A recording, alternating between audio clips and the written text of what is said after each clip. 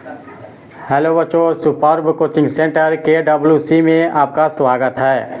आज मैं ट्रांसलेशन में शैल हैव और विल हैव का प्रयोग बताने जा रहा हूं, जो अंग्रेजी बोलने लिखने में काफ़ी मदद करता है। देखेंगे इसका प्रयोग कैसे होता है। एक नंबर में लिखेंगे रिकॉग्निशन, पहचान।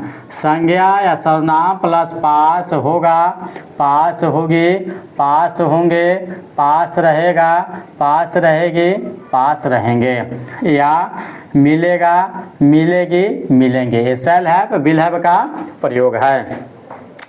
देखेंगे इसका स्ट्रक्चर क्या होता है। स्ट्रक्चर पर हम लोग ध्यान देंगे।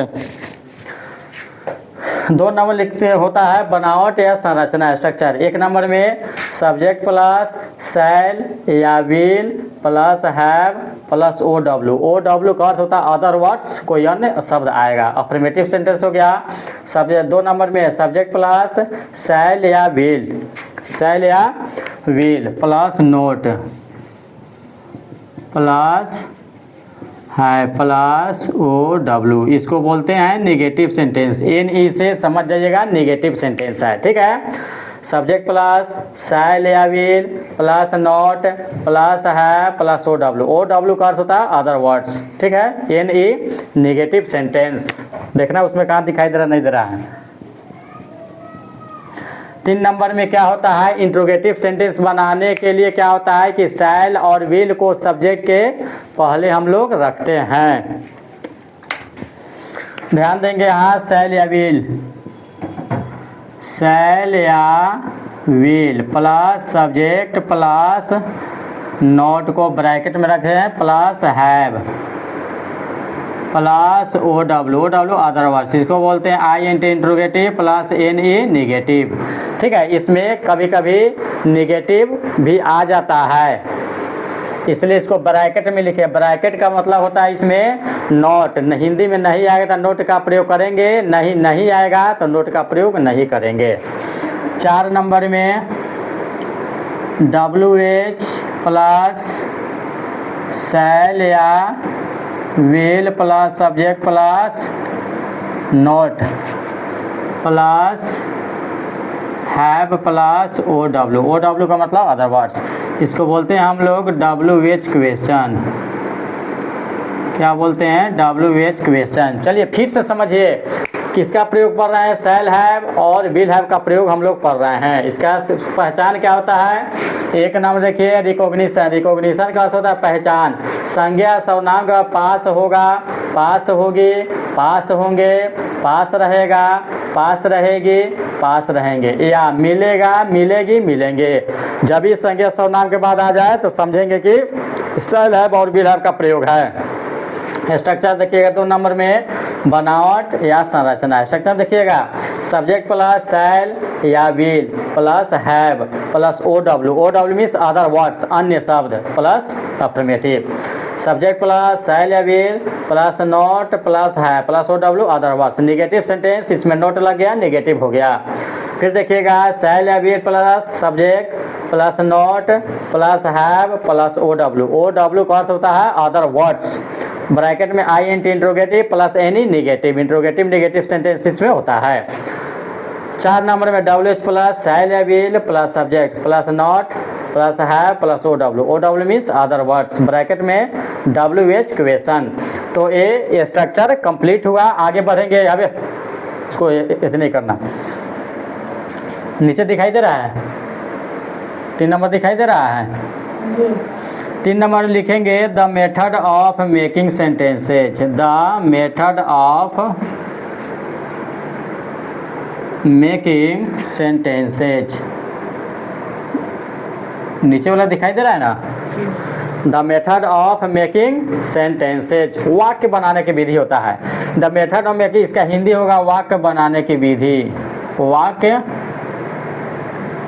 बनाने की विधि। ठीक है। The method of making sentences, वाक्य बनाने की विधि। वाक्य बनाने की विधि। इसमें क्या होता है, किस किस सब्जेक्ट के साथ कौन कौन सा वर्ब लगता है, इसी में पढ़ा जाता है। देख लेना, दिखाई दे रहा है नीचे लिखेंगे तो। देखिएगा इसमें आई और वी रहेगा तो इसमें क्या लगेगा, शैल हैव। 1 नंबर में, 2 नंबर में ध्यान दीजिएगा, आई वी को छोड़कर आई,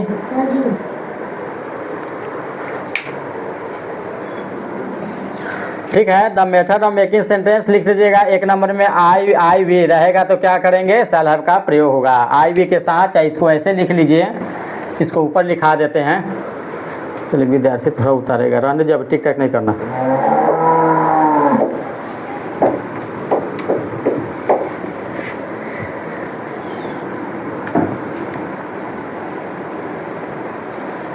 चलिए 3 नंबर में देखिएगा, 3 नंबर क्या हो जाएगा, the method of making sentences. The method of making sentences क्या होता है, वाक्य बनाने की विधि। इसका हिंदी क्या होगा, वाक्य बनाने की विधि।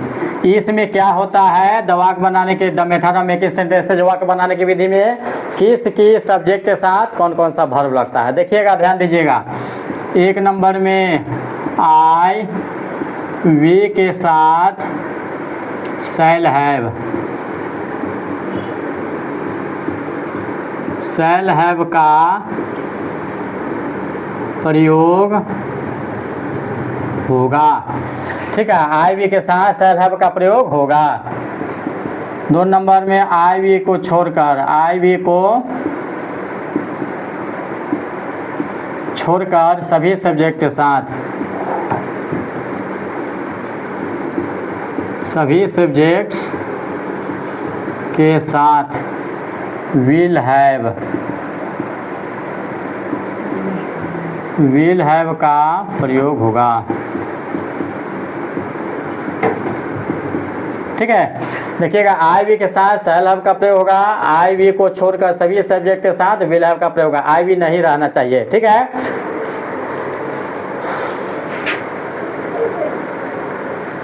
चलिए अब देखेंगे इसको हम बनाएंगे कैसे, ठीक है। नोट डाउन इसको कर लीजिए। अब हम लोग पढ़ेंगे इस, अब उदाहरण के साथ पढ़ेंगे इसको कैसे अब बनाते हैं। अब ट्रांसलेशन अब मेन मुद्दा पाते हैं। चलिए अब एग्जाम्पल में यहाँ पे हम लोग देखते हैं। 1 में देखिएगा, मेरे पास शांति रहेगी, मेरे पास शांति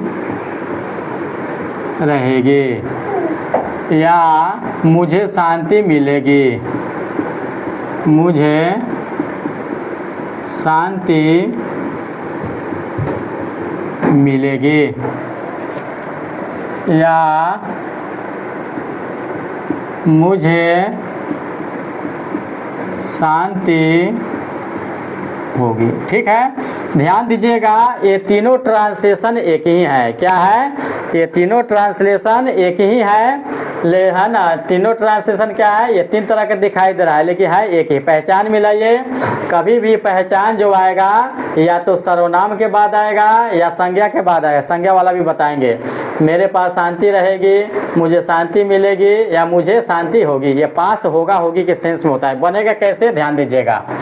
देखिएगा, आई मीन्स क्या होता है, मुझे भी होता है, मेरे भी होता है, मुझे भी होता है, ठीक है। अब देखिएगा, पहचान लिखा है, पास रहेगा, ठीक है, मिलेगी, या है ना, होगा होगी, पास होगा होगी, या मुझे शांति होगी, ठीक है। तो इसमें क्या होगा, शैल हैव। आई है तो क्या बताए थे, आई में क्या लगाना है, शैल हैव। शैल हैव किसके बदले में लगता है, पहचान के बदले में लगता है, ठीक है। बच गया हैव के बाद अदर वर्ड्स। इसमें क्या है, मेरे का अंग्रेजी आई हो गया, पास रहेगी पहचान है, शैल हैव हो गया, बच गया शांति, तो शांति का क्या हो जाएगा, पीस, ठीक है। देखिए निगेटिव कैसे बनाएंगे, राम को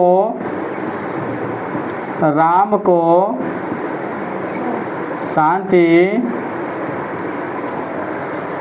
राम को शांति नहीं मिलेगी। कभी घुरा जा रहा है, कभी फ्रेश हो जा रहा है, कभी घुरा जा रहा है, कभी फ्रेश हो जा रहा है। देखिए कभी कभी धुला जाला कभी कभी प्रेस आ जाला। ठीक है, वो यूट्यूब आ जाएगा, कोनो दिक्कत नहीं। ठीक है, राम को शांति मिलेगी, तो क्या हो जाएगा यहाँ पे देखिएगा, नहीं आ गया। नहीं आ गया इसका मतलब क्या है, निगेटिव सेंटेंस है। तो क्या हो जाएगा, राम। अभी बताएं, आई भी रहेगा तो शैल हैव का प्रयोग करना है, आई भी नहीं रहेगा तो विल हैव। राम क्या है, आई भी नहीं है, तो क्या लगेगा इसमें, will have. Will not have. देखिएगा इसमें नहीं है, निगेटिव है, तो नॉट का प्रयोग विल और हैव के बीच में करेंगे। ठीक है, तो राम का राम हो गया, मिलेगा मिलेगी, विल है पहचान के, नॉट है तो बीच में लगा दिए। अब क्या हो गया, शांति, तो क्या हो जाएगा यहाँ, पीस। पीस मीन्स क्या होता है, शांति। 3 नंबर देखिएगा, इंट्रोगेटिव सेंटेंस क्या होता है। ठीक है, तो इसमें क्या होता है कि सब्जेक्ट के पहले शैल विल को रखकर इंट्रोगेटिव सेंटेंस बनाया जाता है। ठीक है, यानी कि सब्जेक्ट के पहले शैल विल को रखकर इंट्रोगेटिव सेंटेंस बनाया जाता है। Interrogative sentence is made and to place before subject. अब यहाँ पे ध्यान दीजिएगा, Ram will not have peace. Ram को शांति नहीं मिलेगी। देखिए क्या में क्या होता है, यही रहेगा,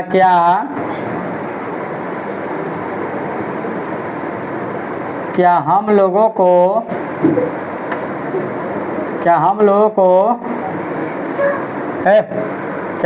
को साहस होगा।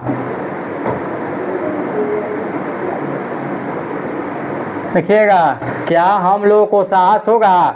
अब देखिए शुरू में क्या है, तो क्या करेंगे इसको, क्या को पहले छोटी स्थिति में, हम लोगों को साहस होगा, तो कैसे लिखिएगा, we shall have courage. We shall have courage. हमको तो क्या वाला बनाना है, तो 1 नंबर 2 नंबर, दोनों पर शैल है, तो इसको हम 1 नंबर के पहले लिख देंगे, इसको हम शैल को काट देंगे। ठीक है, यानी कि शैल और विल क्या करेंगे, शैल और विल को सब्जेक्ट के पहले रखकर हम इंट्रोगेटिव सेंटेंस बनाते हैं।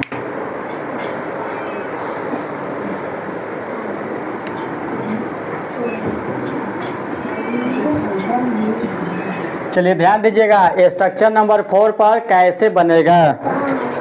स्ट्रक्चर नंबर 4 पर कैसे बनेगा,